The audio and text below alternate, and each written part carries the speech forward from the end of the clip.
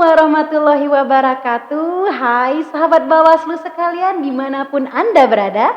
Kita berjumpa lagi di acara podcast Bawaslu Kota Dumai. Nah, sebelumnya sahabat Bawaslu sekalian, jangan lupa untuk subscribe YouTube kita yaitu Bawaslu Dumai TV. Jangan lupa share, like, dan komen. Karena apa? Karena kami akan memberikan informasi menarik terkait pemilu. Baiklah sahabat Bawaslu sekalian, kali ini kita sudah kedatangan tamu. Siapa ya tamu kita kali ini? Nah, sebelumnya tema yang akan kita angkat hari ini yaitu tentang upaya pengembangan sumber daya manusia Bawaslu Kota Dumai dalam meningkatkan kualitas kerja staf Bawaslu Kota Dumai. Sesuai dengan temanya, langsung saja kita kenalkan tamu undangan kita hari ini ada Bapak Supratman. Assalamualaikum Bapak. Waalaikumsalam warahmatullahi wabarakatuh. Selamat sore. Bapak kabarnya gimana Bapak? Alhamdulillah sehat. Alhamdulillah. Walaupun puasa ya tetap seperti inilah. Wow. Kerja tetap kerja, puasa jalan terus.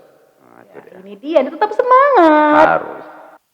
Pemirsa sekalian, Bapak Supratman ini merupakan anggota Bawaslu Kota Dumai dan beliau merupakan Kordif untuk Divisi Sumber Daya Manusia, Organisasi dan Data Informasi. Benar kan begitu Bapak? Ya, betul. Oke, kita langsung saja Bapak untuk sharing ya terkait tentang Bawaslu Kota Dumai. Nah, ada pertanyaan. Sahabat Bawaslu, perlu diketahui bahwa jumlah staf Bawaslu Kota Dumai itu ada sekitar 14 orang staf teknis ya Pak yang Betul. PPN? PPPNPNS. Nah, ada 14 orang dan 4 orang untuk staf pendukungnya. Betul. Lumayan ramai juga ya Pak, ada 18 orang. Iya, tapi nggak seperti pasar juga kali. Ya.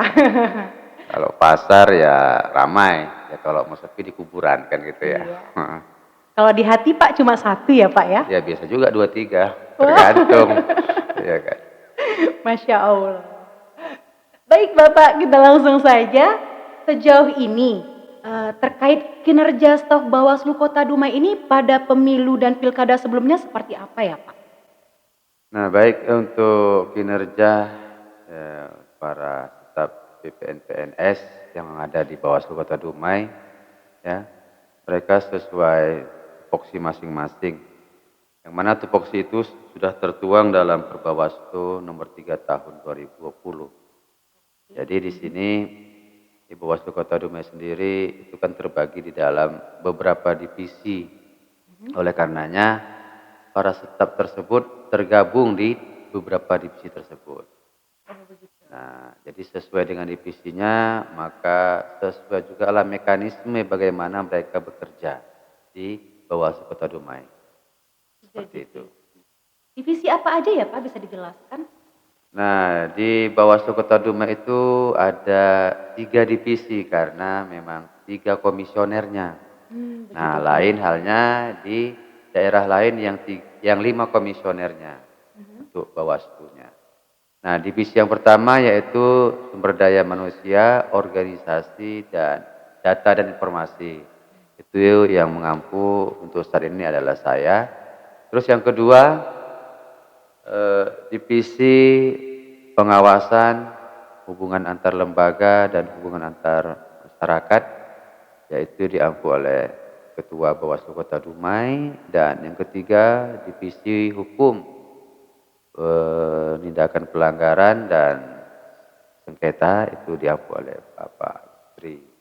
Itulah divisi yang ada di Bawaslu Kota Dumai. Nah, sesuai dengan divisi itulah pembagian tugas staf-staf yang ada 14 orang. Jadi di satu divisi itu ada yang 4 dan sampai 5 staf untuk menangani per divisi tadi. Selain itu di Bawaslu Kota Dumai juga ada staf keuangan. Ya, staf keuangan itu ada beberapa orang untuk membantu bendahara. Ya, bendahara dalam tugas-tugas membuat laporan-laporan keuangan. Ya, yang jelas untuk tertibnya administrasi keuangan, bendahara tidak bisa kerja sendiri, maka ya dibantu oleh beberapa staf. Untuk security itu ada 2 orang dan staf satu lagi pramusaji itu ada 2 orang. Jadi jumlah seluruh staf yang ada di Bawaslu Kota Dumai itu sebanyak 18 orang, 14 teknis dan 4 pendukung. Lumayan ramai juga ya Pak, 18 orang di kantor Bawaslu Kota Dumai ini. Baik Bapak, seperti yang Bapak jelaskan tadi bahwa di Bawaslu Kota Dumai ini ada 3 divisi. Ada divisi pengawasan, humas dan hubungan antar lembaga, kemudian ada juga divisi hukum, penindakan pelanggaran, dan dari divisi Bapak juga ada divisi SDM, organisasi dan data informasi, bahkan ada juga yang staf untuk di divisi, bukan di divisi, di bagian keuangan. Nah, bagaimana tentang knowledge mereka about election? Karena kan kita tahu bahwa staf-staf ini bekerjanya kan di Badan Pengawas Pemilu. Ya, pada hakikatnya mereka harus mengetahui tugas dan fungsi sebagai seorang pengawas pemilu itu seperti apa. Bisa nggak Bapak jelaskan apa sih upaya dari Bapak sendiri selaku Kordiv SDM untuk meningkatkan atau mendorong agar para staf ini yang berbeda-beda divisi ini mengetahui tugas dan fungsi sebagai seorang pengawas pemilu itu seperti apa?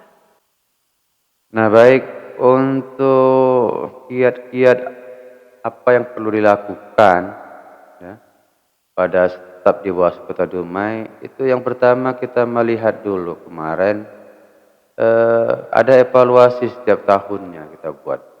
Nah, di evaluasi itu bisa kita gambarkan bahwa seseorang staf ini bisa dimasukkan atau dipekerjakan di divisi apa, itu yang pertama. Nah, sesuai dengan evaluasi tersebut dan sesuai dengan disiplin ilmunya juga, ya. Nah, ketika staf ini meraih nilai yang baik, maka kita posisikan staf tersebut di divisi yang bisa dikatakan inti di Bawaslu Kota Dumai itu, yaitu divisi pengawasan. Itu adalah divisi inti untuk di Bawaslu Kota Dumai. Nah, jadi peringkat 1 sampai 3 umpamanya ketika evaluasi tersebut bisa kita letakkan staf tersebut di divisi pengawasan dan peringkat selanjutnya pada divisi-divisi lain. Nah, selain itu beberapa waktu yang lalu juga kita mengadakan peningkatan budaya kerja ya dengan mengadakan training of trainer.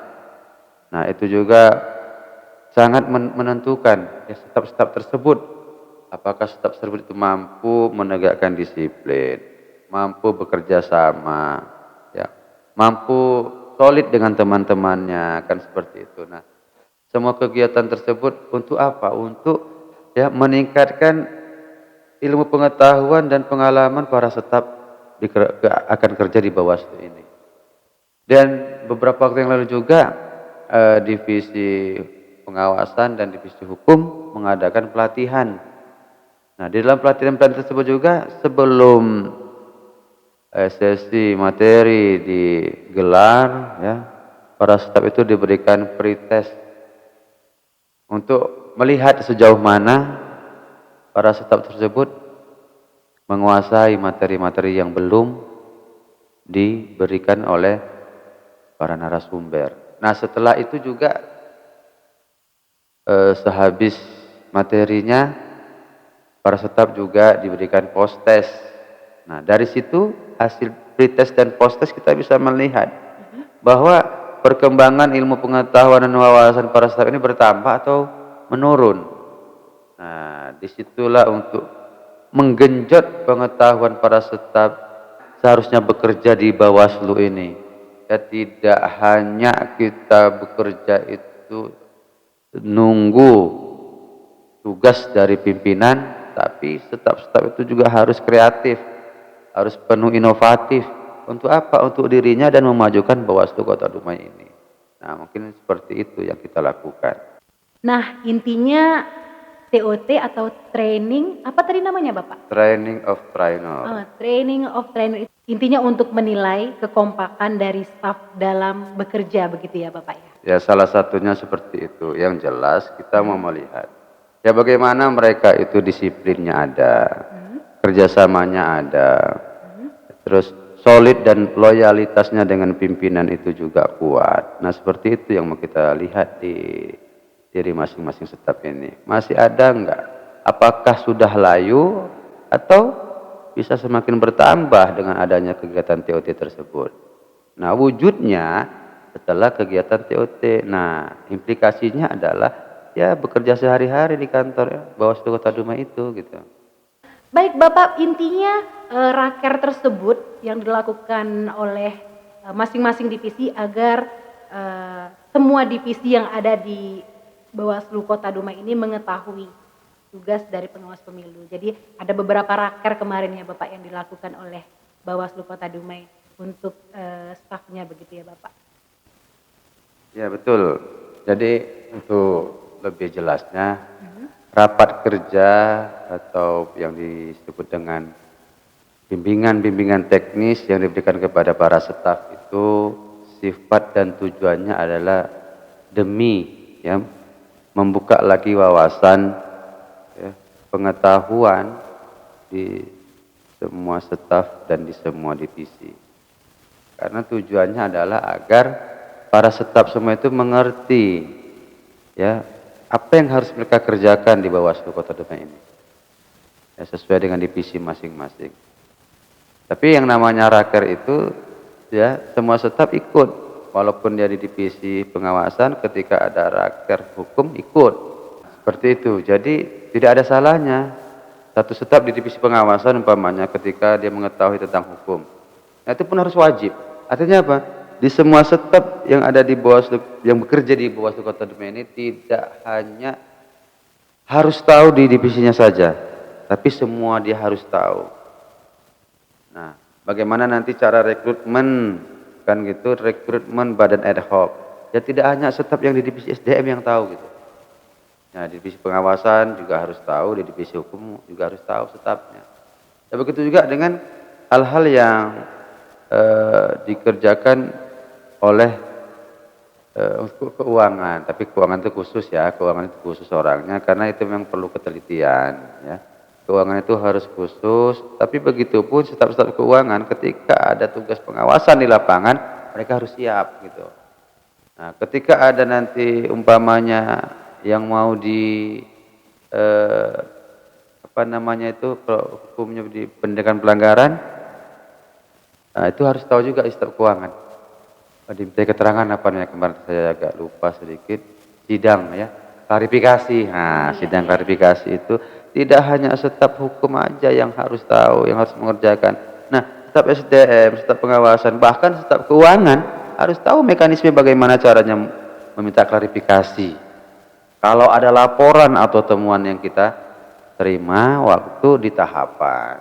Jadi artinya apa? Seluruh staf yang ada di Bawaslu Kota Dumai ini harus mengetahui seluruhnya di divisi apapun itu. Sangat luar biasa ya dari Bapak Kordif ini dalam mengembangkan sumber daya manusia yang ada di Bawaslu Kota Dumai. Meskipun berbeda tupoksi masing-masing, semua staf paham kerja dengan staf-staf yang ada di divisi lain. Wah, kita beri aplausan dulu buat Bapak. Masya Allah Bapak. Oke Bapak, ya. Untuk pertanyaan yang terakhir, nah apa ya strategi lainnya yang dilakukan oleh Bawaslu Kota Dumai agar stafnya itu lebih kreatif, lebih inovatif, itu bagaimana tuh strategi-strategi? Nah ada beberapa strategi lain yang mungkin ini dari diri staf sendiri, ya dari individu staf sendiri. Apa itu? Dia harus mampu membuat dirinya itu bekerja secara maksimal di kantor Bawaslu Kota Dumai ini. Dengan cara apa? Mempersiapkan bahan-bahan kerja. Nah, seperti kalau seorang guru itu ada yang namanya silabusnya gitu. Ya, silabus atau kurikulum.